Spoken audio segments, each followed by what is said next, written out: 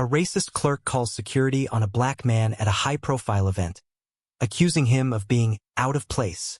But when the mic drops and he's revealed as the guest of honor, a decorated veteran, the room erupts. What happens next will leave you questioning every assumption you've ever made. She called security on him, right in front of everyone. The grand ballroom of the Addison Hotel fell silent. You could hear the collective gasp as Senator Wilson's voice cut through the tension like a knife. Colonel Marcus Jenkins? The Colonel Jenkins? Patricia's face drained of color. The security guard's hand dropped from his belt. The whispers erupted like wildfire around the room. The black man she'd just tried to have removed from this prestigious Veterans Gala wasn't an intruder. He was tonight's guest of honor. What happened next would change both their lives forever. Marcus Jenkins straightened his navy suit jacket as he approached the registration desk. After 20 years in the Marines, 3 tours in Afghanistan, and a Purple Heart, he'd faced worse than a crowded ballroom. But something about these events always made his palms sweat. At 45, his short-cropped hair had started showing silver at the temples. The scar along his jawline had faded to a thin white line, a souvenir from his first deployment. His shoulders remained military straight, unable to shed the posture that had become part of his DNA. The clerk behind the desk didn't look up from her tablet. Her French manicured nails tapped impatiently against the screen. "Name, please," she demanded, voice flat with boredom. "Marcus Jenkins," he replied, voice steady. Her eyes flicked up, then down, then up again. Her smile thinned to nothing. "You're here for the Veterans Gala?" The way she emphasized veterans made his stomach tighten. He knew that tone, had heard it countless times before. Last month at his son's private school fundraiser, the host had handed him a tray, assuming he was catering staff. At the airport VIP lounge last week, 3 different people had asked him which way to the restrooms, despite his being seated with his laptop open. Just yesterday, a woman had clutched her purse tighter when he entered the elevator in his own apartment building. Small cuts, daily paper cuts that never stopped coming. "Do you have an invitation?" The clerk's voice had shifted, each syllable sharp and cold. Her name tag read, Patricia. Around them, other attendees, mostly white, mostly male, streamed past with barely a glance from security. He reached into his jacket pocket and produced the embossed invitation card. "Right here," he said, keeping his expression neutral. The same expression he'd perfected during countless moments like this one. Tonight wasn't just another military function. Tonight, the Joint Chiefs would be watching. The President's Chief of Staff was attending. Marcus was receiving the Valor Award for the Kandahar Rescue, an operation that saved 34 hostages when everyone said it couldn't be done. His wife Janelle and their children were watching from home on the gala's livestream. His teenage son Malik had proudly told his entire class that his dad was a hero who would be on TV tonight. The speech in Marcus's pocket had taken weeks to perfect. This wasn't just about an award.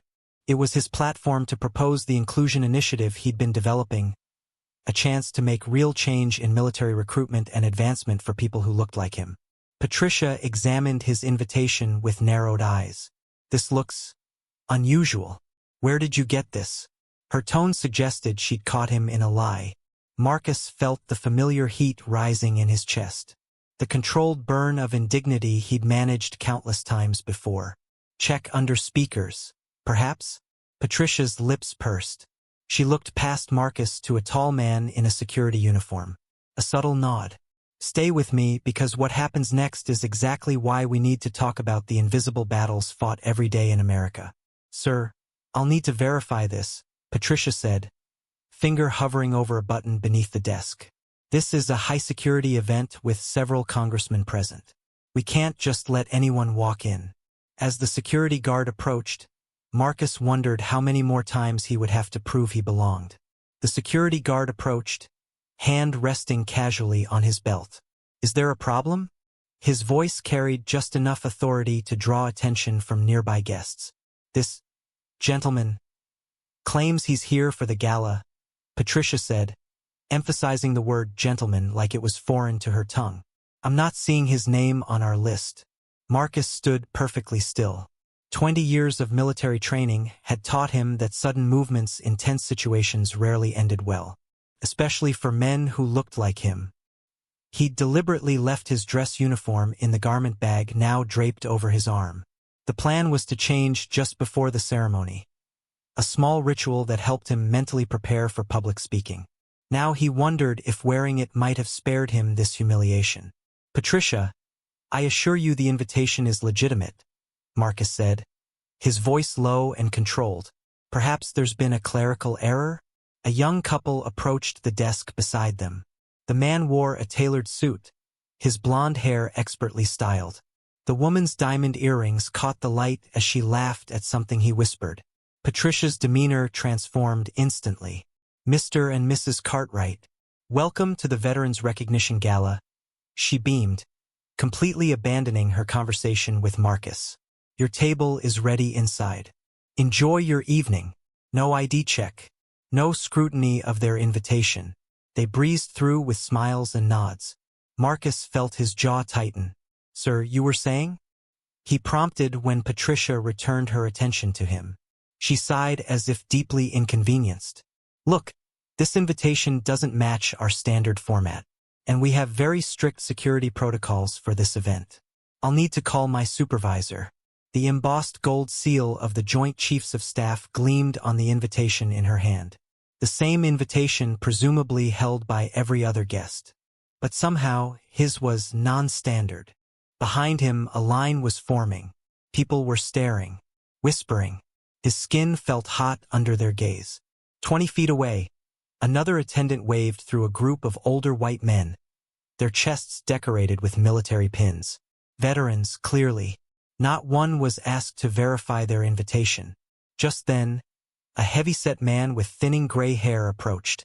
Patricia's supervisor, judging by how she straightened up. "What seems to be the issue?" the man asked, not addressing Marcus directly. "This gentleman's name isn't on our guest list, and his invitation appears irregular," Patricia explained, handing it over. The supervisor barely glanced at it. "Sir, where did you obtain this?" he asked, finally looking at Marcus. "It was sent to me directly by General Mitchell's office," Marcus replied evenly. Patricia's eyebrows shot up. "General Mitchell?" she scoffed.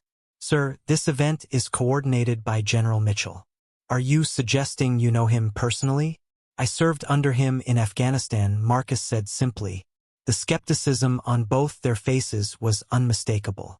They didn't believe him, couldn't imagine him, a black man in a civilian suit, having any connection to someone of the general's stature. "Sir, I'm going to have to ask you to step aside while we verify your claims," the supervisor said, gesturing to a corner away from the entrance. Marcus didn't move. "I understand you're doing your job, but I assure you, I am an invited guest and a scheduled speaker. Perhaps you could check the speaker's list?" The security guard stepped closer, hands still resting on his belt. "Sir, please comply with the request." The scene was crystallizing into something uglier by the second. Other guests were openly watching now, some with concern, others with that familiar look of assumed guilt, the look that said they already knew who didn't belong.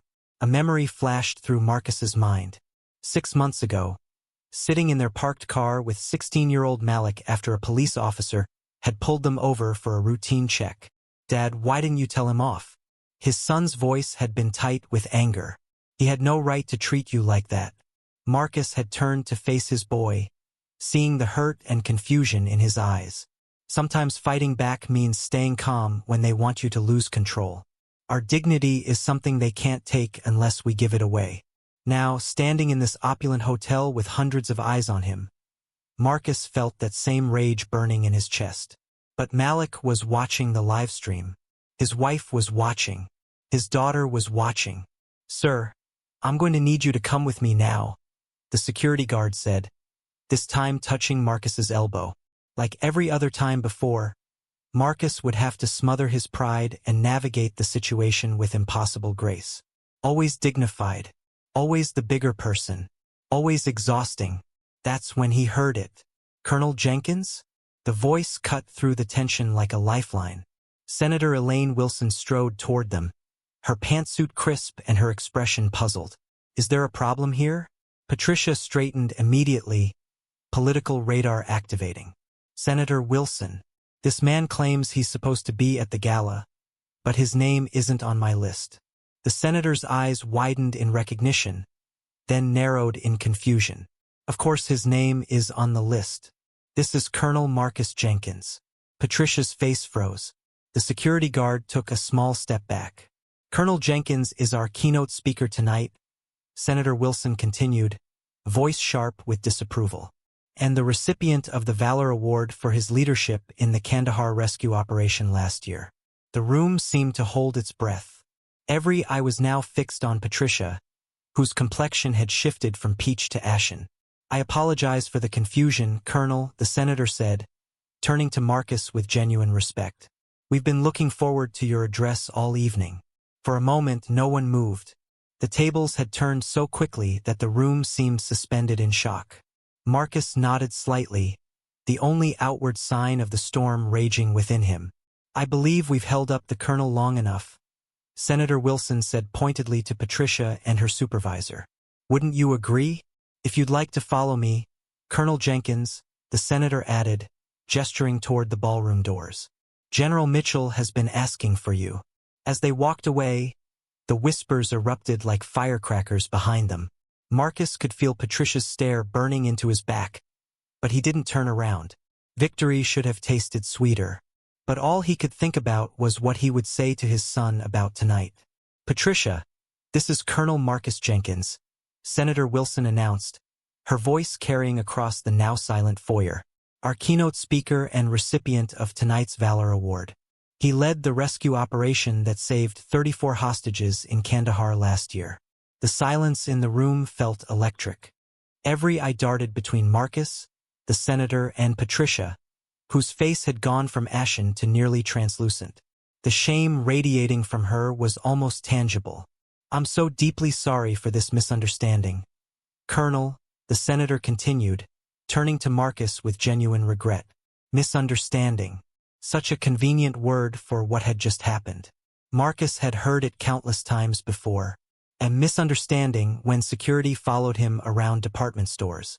A misunderstanding when neighbors called police about a suspicious man entering his own home. Colonel Jenkins, if you'll follow me, the general has been asking for you, Senator Wilson said, gesturing toward the ballroom doors. As they walked away, Marcus could hear the murmurs rippling through the crowd behind them. The whispered shock, the uncomfortable realizations, the relieved sighs from those who hadn't intervened. Did you catch what happened back there? Senator Wilson asked quietly as they navigated the corridor. Nothing I haven't experienced before, ma'am, Marcus replied, his voice neutral despite the adrenaline still coursing through his veins. The senator's expression darkened. Inexcusable. I'll speak to the event coordinator about this immediately. That won't be necessary, Senator, Marcus said. His mind was already elsewhere, on the speech he would deliver in less than 15 minutes. The carefully crafted words that suddenly felt hollow in his pocket. Inside the ballroom, the scene shifted to one of warmth and respect.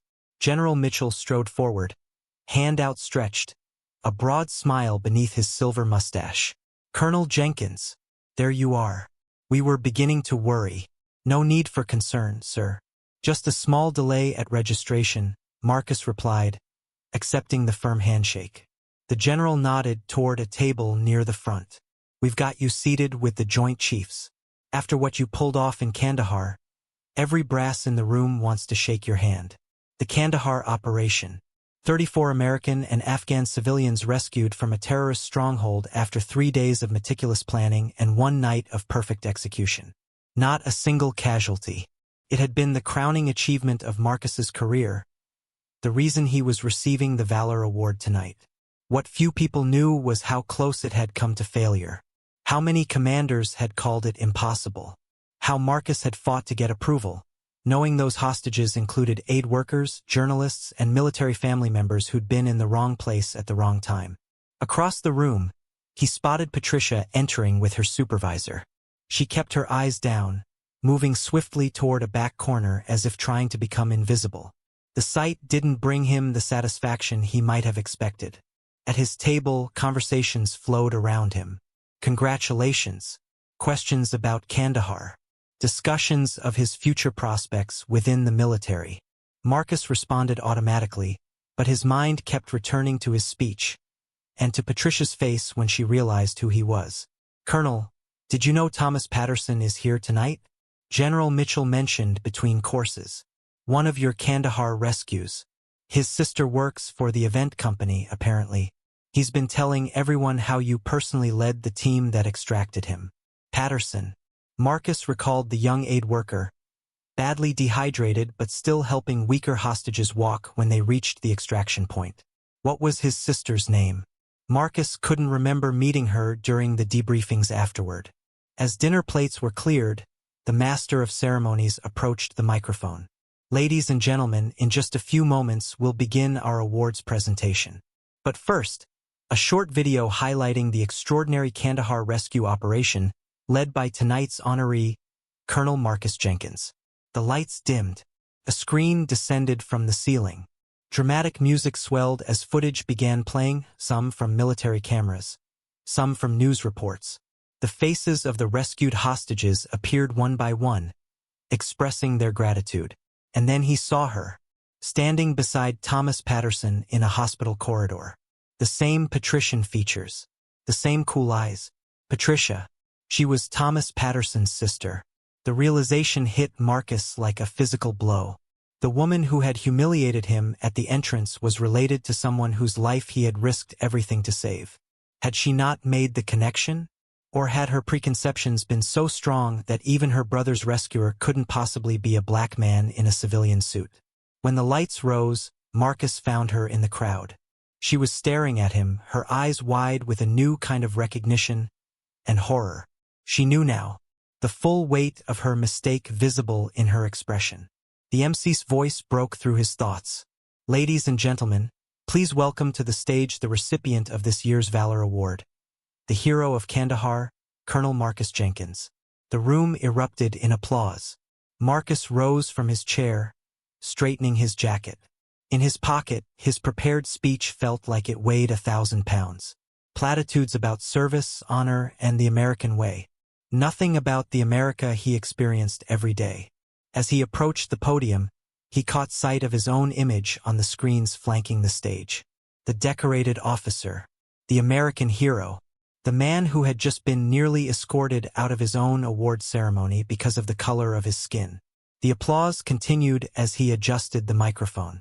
From the corner of his eye, he could see Patricia, her face now streaked with silent tears as she stood beside her brother, who was clapping enthusiastically, oblivious to what had transpired. In that moment, Marcus made his decision. He wouldn't pretend tonight hadn't happened. He wouldn't shield this room of powerful people from uncomfortable truths. But neither would he let anger define this moment. Think about this for a moment, friends. How many Marcus Jenkins are out there right now, being turned away at doors they have every right to enter? How many never get the chance I had tonight to be recognized despite someone's first impression? The room fell completely silent. No one had expected him to begin this way. Marcus looked directly at Patricia, not with anger, but with the steady gaze of someone ready to speak truth that needed to be heard. Tonight, before I speak about valor in combat, I want to talk about a different kind of courage, Marcus continued, his voice steady and clear.